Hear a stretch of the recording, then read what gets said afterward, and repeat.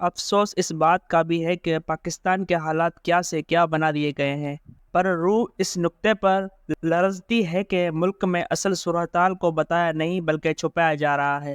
لوٹ مار اور غیر قانونیت پر اب کیا گلا کیا جائے، بلکہ کرنا ہی نہیں چاہیے، مگر ملک کے ہر لحاظ سے تشویشناک خرابے کو وطن پرست نعروں اور جذباتیت سے گلستان ظاہر کرنا ناقابل قبول بات ہے۔ 10 برس سے سی پیک سنتے سنتے کان پک گئے۔ پاکستان میں چینی سرمایہ سے چلنے والے افراد، این جی اوز اور حکومتی ارکان نے سر آسمان پر اٹھا لیا تھا کہ جناب چین سی پیک کے ذریعے ملک کی تقدیر دوبارہ لکھ دے گا۔ ایسی ترقی برپا ہوگی کہ دنیا کے دیگر ممالک اپنی انگلیاں حیرت سے چبا کھائیں گے کہ واہ یہ کارنامہ کس طرح برپا ہو گیا۔ پاکستان میں دودھ اور شہد کی نہریں کیوں کر بہنا شروع ہو گئیں؟ ہماری ترقی کی مثالیں دی جائیں گی۔ دنیا کے اکثر ممالک ہمیں رشک کی نگاہ سے دیکھیں گے، مگر غیر جانبدارانہ طرز پر پرکھا جائے تو سی پیک ابھی تک عام آدمی تک کسی قسم کی آسانی نہیں پہنچا سکا، بلکہ جوہری تبدیلی یہ ہوئی کہ 16-17 ماہ کے ابتر حکومتی کارکردگی نے عوام کو مہنگائی اور بے روزگاری کی قبر میں دفن کر دیا۔ سی پیک اس قبرستان سے ہمیں نکال سکتا ہے یا نہیں، اس کا جواب صرف کوئی ماہر نجوم ہی دے سکتا ہے۔ 8 برس پہلے متعدد ٹی وی پروگراموں میں طالب علم نے عرض کی تھی کہ جب تک سی پیک کے خد و خال اور جزیات سامنے نہیں آتے، اس پر کچھ بھی کہنا ناممکن ہے۔ اگر یہ سب کچھ قرض لے کر کیا جا رہا ہے تو در پردہ اس وقت کی حکومت کے عمائدین اس خوفناک سطح کی کمیشن بنائیں گے جس سے ان کے آنے والی درجنوں نسلیں سنور جائیں گی، مگر ملکی مفادات پر کاری ضرب پڑے گی۔ میری باتیں پوری ہوئی۔ جن چینی کمپنیوں کے ساتھ ہمارے حکومتی بزرگوں نے کام کیا، ان سے دبئی اور دیگر ممالک میں اربوں ڈالر وصول کیے گئے اور پھر ملک میں چند نمائشی پروجیکٹ لگائے گئے۔ اس کے بعد حکومتی خوشامدی شادیانے بجانے لگے کہ جناب دیکھا حکومت نے کمال کر دیا۔ ابتدا ہی سے معاملات اس قدر بگڑ گئے کہ چینی کمپنیوں نے اخباری بیان دیا کہ منصوبے کی منظوری سے پہلے ہی ان سے دبئی میں رشوت وصول کر لی جاتی ہے۔ یہ رشوت کا پیسہ کس کے بے نامی اکاؤنٹ میں جاتا تھا ہر خاص و عام کے علم میں ہے۔ ان بیانات کی بعض گشت آج بھی موجود ہے۔ سی پیک میں حد درجہ فنکاری کر کے 2-4 ایسے منصوبے بھی شامل کروائے گئے جو نظروں کی حد تک کمال نظر آتے تھے، مگر کمال ظلم یہ کیا گیا کہ ملکی صنعت کو جو مراد اور قبولیت دینی تھی اس سے مکمل اجتناب کیا گیا۔ اس کے ساتھ ساتھ سی پیک کو مکمل طور پر سیاسی بنا دیا گیا۔ کبھی یہ کہا گیا کہ ہمارے بعد آنے والی حکومت نے سی پیک کو بند کر ڈالا، کبھی سی پیک کو رول بیک کرنے کے الزامات لگائے جانے لگے، مگر حقیقت یہ ہے کہ ابتدائی میں سی پیک کے منصوبوں سے کاریگروں نے ملائی اتار لی اور تلچٹ لوگوں کے گلے میں ڈال دی۔ گودر کا ورد اتنا کیا گیا کہ دنیا پریشان ہو گئی کہ یہ تو نیا دبئی بننے جا رہا ہے، مگر صاحبان یہ سب کچھ فریب کی نظر ہو گیا۔ نہ عوام کا مقدر بدلا، نہ ہی ملک کی دولت میں اضافہ ہوا، مگر ہماری سیاسی رہنماؤں نے ایک ایسا قدم اٹھایا کہ جس کے بدولت آج ملک اکھڑی سانسیں لیتا ہوا نظر آ رہا ہے۔ دنیا کے 66 ممالک میں چین نے ون بیلٹ ون روڈ کے تحت انفراسٹرکچر کا بے مثال کام شروع کیا، اس میں سی پیک بھی شامل تھا، مگر ہمارے ناقابت اندیش سیاسی اور غیر سیاسی حکمرانوں نے سی پیک کی ڈفلی اتنی بجائی کہ پوری دنیا متوجہ ہو گئی۔ منگولیا سے لے کر تاجکستان، عمان سے لے کر عراق، کسی ملک نے اس پروجیکٹ پر اس طرح سیاست نہیں کی جس طرح ہمارے ملک میں کی گئی۔ نتیجہ یہ کہ چین کے دشمن ممالک ہمارے بھی بدترین دشمن بن گئے۔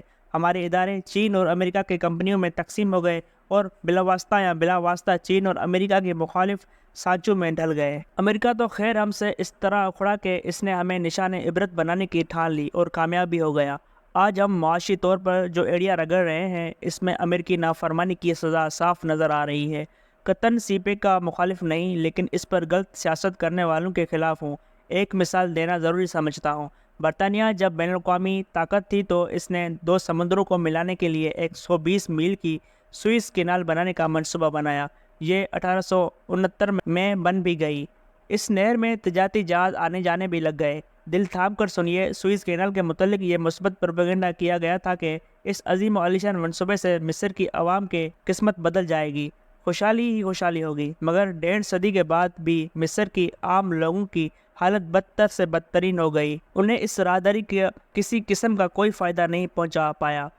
غور فرمائیے، مصر کے مقتدر طبقے نے سوئس کینال سے جائز اور ناجائز بھرپور مالی فائدہ اٹھایا، کھل کر لوٹ مار کی گئی اور ان کے ذاتی خزانوں میں میر العقول اضافہ ہوا۔ نئے ارب پتی خاندان پیدا ہو گئے، مگر غریب آدمی غریب ہی رہا۔ سوئس کینال کے حق میں پروپیگنڈے کا جو زاویہ استعمال ہوا، سی پیک کے لیے بھی وہی نہ وہی تعریفی نعرے استعمال ہوئے، مگر گزشتہ 10 برس میں نہ سی پیک سے پاکستان ترقی کر سکا اور نہ ہی 150 سال میں مصر کے عام لوگوں کی بگڑی ہوئی تقدیر سنور سکی۔ ان دونوں منصوبوں میں ایک فرق ضرور ہے، جس طرح پاکستان نے چین کے دشمن ممالک کو اپنے گلے میں ڈال لیا، مصر میں ایسا کچھ نہیں ہوا۔ مصر کے کرپٹ حکمران ہمارے حکمرانوں سے بہرحال بہتر نکلے۔ انہوں نے برطانیہ کے دشمنوں کو اپنا دشمن نہیں بنایا۔ یہ نشان امتیاز صرف پاکستانی ناعاقبت اندیشوں کے پاس آیا کہ انہوں نے ملک کی ترقی ہونے دی، نہ اپنا روٹی پانی کا بندوبست ختم کیا اور نہ ہی ملکوں سے اپنے تعلقات کی بہتری کی طرف کوئی قدم اٹھایا۔ سی پیک سے صرف نظر کر کے تھوڑے دن پہلے ہندوستان میں G20 کے اجلاس پر نظر ڈالیے، کون سا ایسا ملک تھا جو دہلی میں موجود نہیں تھا؟ امریکہ سے لے کر برطانیہ تک اور سعودی عرب سے لے کر ورلڈ بینک کے صدر تک معاشی طور پر ترقی کرنے والے ممالک وہاں بھرپور طریقے سے موجود تھے۔ ورلڈ بینک کی خاتون سربراہ، جن سے ہمارا کوئی بھی وزیر اعظم حد درجہ مشکل سے ہی مل سکتا ہے، وہ خاتون وہاں مور رقص نظر آئیں۔ برطانیہ کے وزیر اعظم اجلاس کے بعد ایک شاندار مندر میں سجدہ ریز دکھائی دیے۔ امریکہ، سعودی عرب اور ہندوستان نے دنیا کے سب سے بڑے انفراسٹرکچر کا آغاز کیا۔ یہ سب کچھ کسی بھی ملک کی اقتصادی بحالی اور ترقی کا سرخیل ثابت ہو سکتا ہے اور ہوگا۔ کیا یہ ہمارے لیے شرم کا مقام نہیں کہ ہم اس بہترین منصوبے سے مکمل طور پر باہر ہیں؟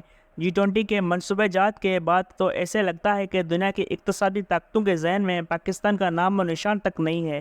کڑوا سچ تو یہ ہے کہ در حقیقت پاکستان پوری دنیا کے لیے غیر متعلقہ ہو چکا ہے۔ جس ملک کا وزیر اعظم بین الاقوامی مالیاتی ادارے سے صرف $3 بلین کے قرض ملنے پر خوشی کا اظہار کرے، اس ملک کا مقدر جانچنے کے لیے کسی اور آئینے کی ضرورت نہیں۔ یہ کیسی خوشی ہے کہ دیوالیہ ہونے کے خدشات کے باوجود PDM کی قومی اسمبلی کے ممبران اور امیدواران کو 1 ارب روپیہ ترقیاتی منصوبہ جات کی مد میں دان کر دیا گیا۔ کیا واقعی ورلڈ بینک کو یہ معلوم نہیں کہ ان کے دیے ہوئے پیسے PDM کی حکومت نے کس سفاکے سے خرچ کر ڈالے؟ مگر صاحبان، ہم اپنی بدقسمتی اور تباہی کے خود ذمہ دار ہیں۔ ملک کو معاشی طور پر برباد کرنے کے بعد منصوبہ کا دوسرا حصہ شروع ہونے والا ہے، جس میں ملک کی سالمیت پر ضرب لگائی جائے گی۔ مزید تقسیم کے سائنہ جات وقوع پذیر ہونے کے قرائن بہرحال موجود ہیں۔ شدید دکھ یہ ہے کہ پاکستان جیسے عظیم ملک کو ہمارے قائدین نے دنیا میں اچھوت بنا کر رکھ ڈالا۔ اس سے بڑا ظلم اور کیا ہوگا؟